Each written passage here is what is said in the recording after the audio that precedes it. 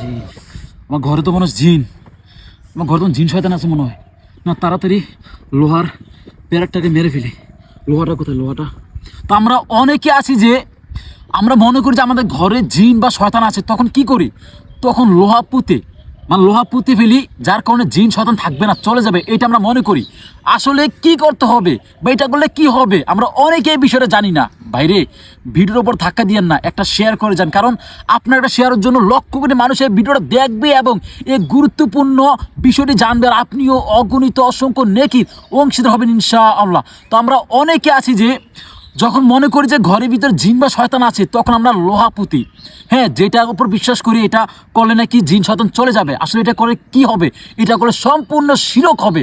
আপনাকে যে কাজটি করতে হবে, সূরা বাকারার শেষে 2টি আয়াত সেই ঘরে পাঠ করতে হবে এশা নামাজের পর। যদি আপনি এই সূরার 2টি আয়াত পাঠ করেন সূরা বাকারার, তাহলে ইনশাআল্লাহ শয়তান এবং জিন আপনার ঘর থেকে সাথে সাথেই চলে যাবে।